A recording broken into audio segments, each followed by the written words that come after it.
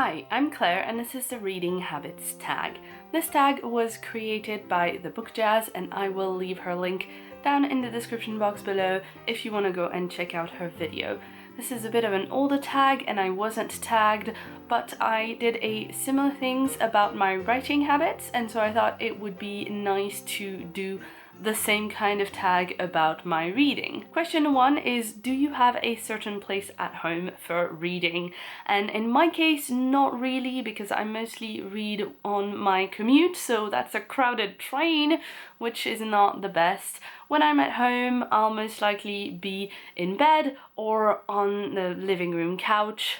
I have been coveting this amazing Pinteresty looking reading nook that I would make for myself with like a really comfortable armchair and a little table for coffee or hot chocolate and a little bookshelf for my favorite books, but to be honest, I don't really have the room in my flat to do that, nor really the money to invest in it, because comfortable reading armchairs are quite expensive, as I have found out after doing a lot of shopping with my eyes on the internet. Number 2 is bookmark or random piece of paper. I wish I could say bookmark, but I'm more of a oh my god, where is a random piece of paper? I really need a random piece of paper kind of person.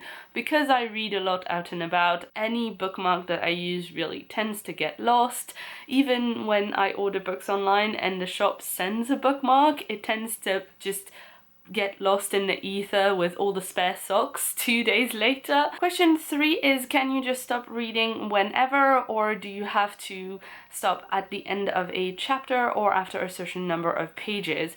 And for me, because I read a lot on my commute, I definitely can stop whenever, because I have to stop whenever, because you know the train is pulling into my stop and I really need to get out so I can get into the office. Question 4 is, do you eat or drink while reading?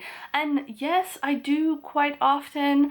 I mean, even when I'm not reading at lunchtime, when I'm definitely eating my lunch, I do enjoy having a little bit of a snack or at least some water or juice or something like that when I am reading. I specifically remember when the 6th Harry Potter book came out, I was living on my own and I pre-ordered my copy from Amazon because there wasn't a midnight release party where I lived, and I had just like lined up a stack of chocolate bars and orange juice and water, and I was just ready. When the postman came, I was just like, bye world, just, you know, reading and chocolate and some light refreshments. It was amazing. Question 5 is multitasking, music or TV while reading. No, I cannot. That is a big no-no for me. I don't know how can you do that? I don't know how you'd be able to kind of like mute the sound of the music or the TV in the background. I mean, if it was instrumental music, it would be fine, but anything that has words, I could not really deal with. If I'm on a crowded train and it's really noisy, I'll put my headphones in because they're noise cancelling, but not really put in anything that has lyrics in it. At my office, we've got a TV in the canteen, and sometimes if I'm having lunch and trying to read and someone's turned on the TV, obviously they're watching it, you don't want to be rude and tell them to turn it down. What I'll do is put in my noise cancelling headphones and use a white noise app. I've got this one called Coffitivity, which I use for writing as well, and it makes this like coffee shop background noise, but it's specially designed so that you can't hear actual words being spoken, so it's really like not disruptive at all. Question 6 is one book at a time or several at once, and I am definitely a several at once kind of person. Many at once kind of person, possibly too many. I tend to always have a physical book and an audiobook and an ebook on the go at the same time, just because it's just nice to have a range to choose from, I find, but also I'm massively a mood reader and I need to have several things that I can pick and choose from, and you know, if I don't have several choices, I find it very difficult to keep focused on the one thing. So I think I'm reading like 5 different things right now. Question 7 is reading at home or everywhere, and like I said, I'm definitely in the everywhere camp. I used to be that kid in high school who would just like walk around with a book and like walk with my nose down the book and just be able to walk in a straight line and not bump into people. I do try to take a paperback or my Kindle with me wherever I go, but if I don't have either of those, then I still have the Kindle app on my phone and my audiobooks on Audible or on Overdrive, so I'm kind of always set. And to be honest, whenever I'm going somewhere, walking somewhere, I will pretty much always have either a podcast or an audiobook going on because I'm obsessed with that stuff. Question 8 is reading out loud or silently in your head. And I do mostly read silently in my head, although obviously I do love having stories read to me, as I mentioned before. Sometimes when there's a line that I really like or a piece of dialogue that's especially snappy, I like to just like say it out loud to just hear it, or if there are some like weird country names, I do like to say those things out loud so that I know in my head how they sound.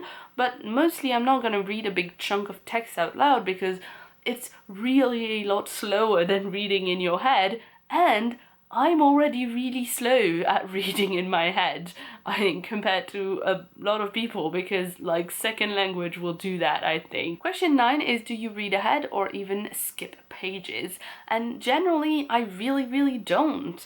If I can feel that there's something ominous coming, and if I know that there's something big that's just about to happen, I really have to stop myself from peeking at the next page over or scrolling ahead on my Kindle. But generally I try to stop myself because I know I'm going to enjoy it a lot more if I, you know, see things happen a lot more organically. And I have to say, I do the whole like, oh my god, I must know reading ahead thing a lot more when I'm reading fan fiction, because I think it's a lot easier to predict when something big is gonna happen when you're reading a certain fandom that has its own like internal tropes and you've read a lot of it, so you're more used to it. With a lot of original fiction, I don't really want to skip and miss anything and like not really understand something afterwards because I skipped. And if I'm going to skip because it's bad, I'll generally have DNF'd it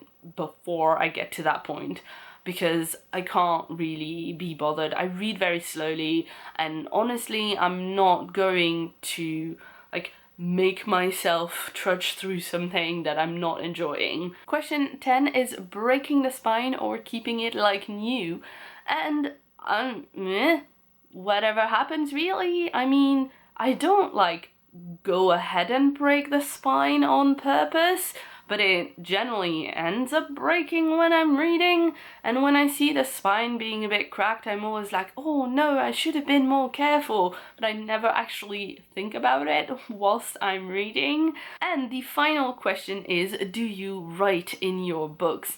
And I don't, because I wouldn't want to have something like in it that I can't take away, but the probability of me having either a pencil on me or some post-it notes that I can stick in to like write some really smart thing that I thought right at the time so that I could mention it in a video is like close to zero. I try to be an organized person. It works for some things but not for others, and like remembering to have, you know, things in my bag like a pencil or some post-it notes or, you know, bookmarks. That's not something that I'm gonna remember to do. If I do have a thought about a book whilst I'm reading it, I'll make a note in pen in a separate notebook that exists to be written in pen in my bag, and that I do actually carry with me all the time. So this was the reading habits tag, and I'm not going to tag anybody because this is a bit of an older tag and I don't know who has done it and who hasn't. But if you haven't done it and you want to make a video or blog post on it, then feel free to do that and leave me a link to it in the comments below so that I can have a look myself. I hope you enjoyed this video, and if you have any comments about like my reading habits, whether they're weird or not, just let me know in the comments. If you'd like to see more from me, check out the sidebar right here for more tag videos, and if you haven't yet, please hit that subscribe button for more videos from me every week. I've been Claire, thanks so much for watching, and see you soon.